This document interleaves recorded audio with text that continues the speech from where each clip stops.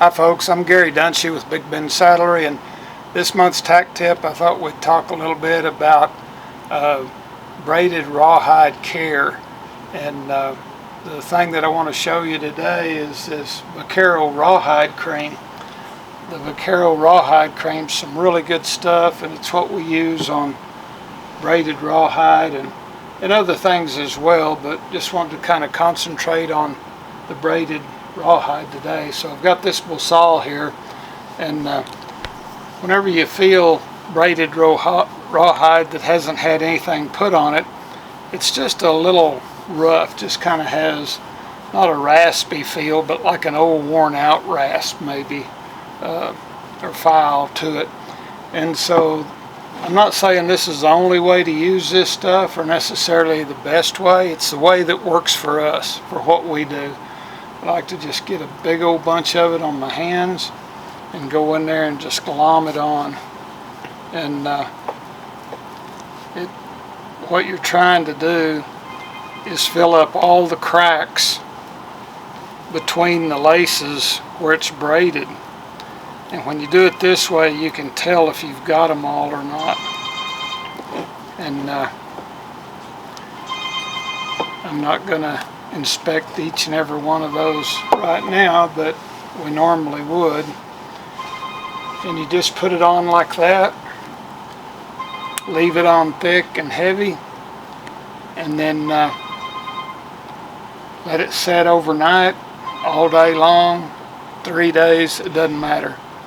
Just let it set on there, and then whenever you're done, if there's a little residue left, well, you come back with a brush, not a real stiff brush, but not a real soft brush either, and you can just brush over it. Just kind of go a couple of ways, and it'll take all the residue, white residue that might be left on there. This earlier today, about 6 hours ago, I glommed that rawhide cream on this side, and it penetrated and went in there, and you can't hardly see anything. And I don't know if you can see the difference in that side and this side.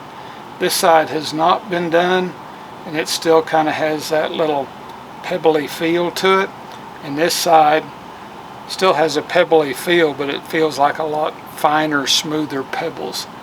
And that really makes a difference, especially on things that are next to your horse. It's just a lot more pleasant for your horse if the rawhide is soft and pliable and smooth, as opposed to being stiff and rigid. And one of the things I might mention here as well is rawhide laces are beveled, and they're beveled opposite of most kinds of leather. You bevel them on top of the string, not on the bottom of the string. And I see a lot of bosals out there that are beveled on the bottom or not beveled at all, and you really want to steer clear of those, because later on they'll turn up. Instead of laying down, beveling them on the top makes them lay smooth. If you don't bevel them at all, they turn up, and then it sure enough feels like a rasp later on, especially after it's been exposed to some humidity and then dried back out.